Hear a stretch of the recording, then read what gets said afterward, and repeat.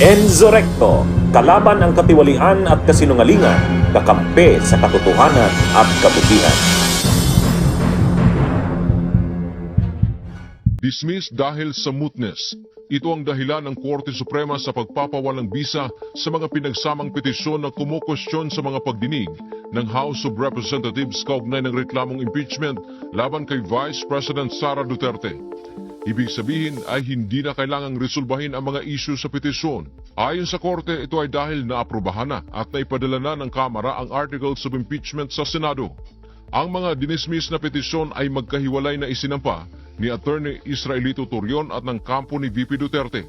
Kinwestiyon ng mga ito na lumampas na umano sa kapangyarihan sa ilalim ng konstitusyon ang House Committee on Justice ng Kamara sa pangangalap ng ebidensya at pagpilit sa mga saksi na humarap sa kanilang pagsusuri. Ipinaliwanag ng Korte Suprema na ang pagpadala ng Articles of Impeachment ay hudyat ng pagtatapos ng papel ng Kamara at ang simula ng kaso sa Senado bilang isang impeachment court. Dahil dito, ang mga aksyong nais pigilan ng mga nagpetisyon ay ganap nang naisagawa at hindi na mababago ng anumang desisyon ng Korte. Bagamat kinikilalaan niya ng Korte Suprema na maaari silang maglabas ng desisyon sa mga isyung moot sa exceptional cases, sinabi nito na wala na nakitang sapat na basihan para ilapat ito sa kasalukuyang usapin. I would like to welcome yung naging desisyon ng Supreme Court kahapon that pertains to the petitions filed against the House of Representatives, in particular the Committee on Justice. Kaugnay po ito sa ating mga isinagawang proceeding patungkol dito sa mga impeachment complaints laban sa Vice Presidente, where the petitioners raised a lot of constitutional questions. Kasama na po dyan itong mga allegations nila on mini trial, allegations on fishing expedition, allegations on having prejudged the impeachment complaint even before the clarificatory hearing. Sinama din po nila dyan yung alleged violation ng one-year bar rule, and even itong alleged invalid referral by the plenary to the Justice Committee, no? We do not want, of course, to dwell so much on these issues because ito na nga yung kahalagahan ng naging desisyon ng Supreme Court kahapon. Dismiss na po lahat ng petitions na ito on the ground of mootness. At nais ko pong liwanagin na ito po'y bilang pagpapatibay sa exclusive power ng House of Representatives to initiate all cases of impeachment. At ganun din, isang pagpapatibay sa exclusive power naman ng Senado to try and decide all impeachment cases. I hope that with this decision of the Supreme Court, no, sana natapos na yung mga issues na ibinabato kaugnay ng naging proceeding ng Justice Committee. Of course, as chairperson and presiding officer during that time, I felt responsible for all those allegations. But finally, I hope that this will serve as closure. At sana, hindi na rin ito ma-raise during the trial, no? Na magre-resume this coming Monday. Ito po ay bilang pagpapatibay na kailangang ituloy na itong nangyayaring pagdinig, paglilitis sa impeachment court. Isang pagkilala din ng exclusive power ng Senado to try and decide all impeachment cases. Winelcome ng House Prosecution Team ang inilabas na desisyon ng Korte Suprema na pagsasantabi sa pinagsamang petisyon na kumukwestiyon sa mga naging hakbang ng House of Representatives at House Committee on Justice kaugnay ng mga reklamong impeachment laban kay Vice President Sara Duterte. Sa pahayag ni House Lead Prosecutor, Batangas 2nd District Representative Jervy Luistro, pinagtibay ng desisyon ang mga mekanismo ng saligang batas at pinalakas ang fundamental na prinsipyo na walang public servant kahit pa ang ikalawang pinakamataas na opisyal ng bansa ang nakatataas sa pananagutan. Si Representative Luistro ang chairperson ng House Justice Committee na nagsagawa ng pagdinig sa dalawang reklamong impeachment laban sa Vice Presidente. Ang rekomendasyon at resolusyon ng komite ang naging batayan sa pinagtibay na articles of impeachment sa plenaryo ng Kamara na nililitis ngayon ng Senate Impeachment Court.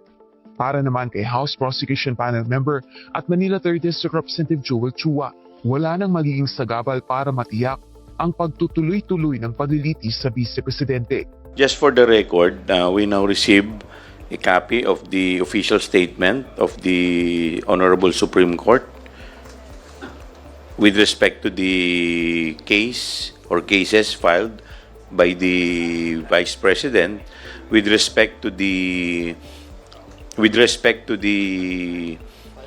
filing of the complaint with respect doon sa committee hearing sa Committee on Justice. Now, binasura na po ito ng Korte Suprema at sinasabi ng Korte Suprema na mutin academic na dahil yung kaso ay nandirito na sa Senado. Tapos na yung proseso kung saan yung House ay ito ay didinggin. So ngayon, ang usapin ay nandirito na sa Senado. Kaya wala nang issue sa jurisdiction. Well, ito yung important solution na salient points, okay. na nakalagay po dito. The Supreme Court ruled that the issues raised on the petition had become moot and academic or no longer required resolution. Teka, pasensya na medyo hindi ko mabasa. Hindi ko na mabasa eh. Because the House had already approved and transmitted the articles of impeachment to the Senate. So, yan ang parang hindi ko na. Way out for the Supreme Court, diba? To say na dito na, so wag na lang. Pero, to your assessment, evaluation, does it give you the imprimatur? Does it give you the moral grounding now? Yeah, yung mga issue na sinasabi nila, as to the jurisdiction, mini trial, so forth and so on, although hindi naman diniscuss. Kasi ito namang nakalagay dito, hindi pa natin nababasa kung ano yung talagang pinakalaman eh. Ito parang ano lang eh, maliit lang na parang announcement lang eh. 'Di ba? So hindi naman natin masasabi kung ano talaga yung pinaka naging laman, 'di ba? So but as we speak, etong sinasabi nila dito wala nang saysay na pag-usapan pa o i-discuss o talakayin pa yon dahil yung articles of impeachment wala na nga sa House, nandirito na sa Senado.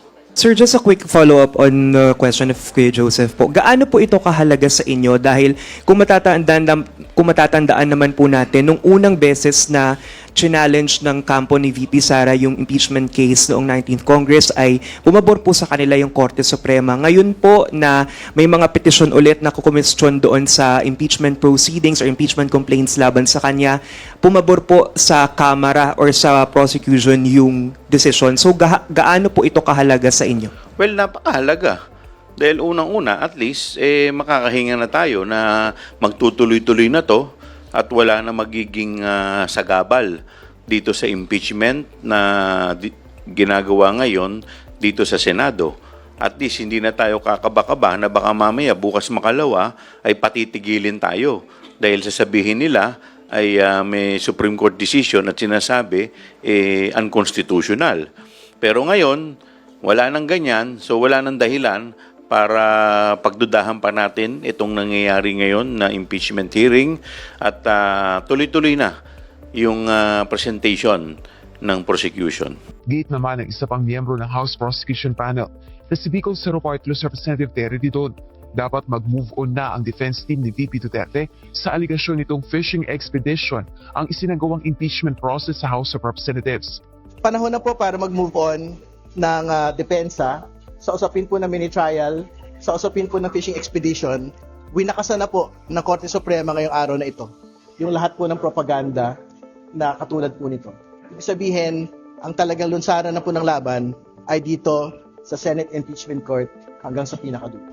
5 linggo na ang paglilitis sa Vice Presidente at nasa ikalawang article of impeachment na ang prosekusyon sa paglalahad nito ng mga testigo at ebidensya. Bunyog, bunyog, halikan na kasama ka. Bunyog, kapag buklod ay may pag-asa. Luzon, Visayas, Mindanao, isa ang pananaw. Sa bagong Pilipinas ang bunyog isisigaw. Bunyog.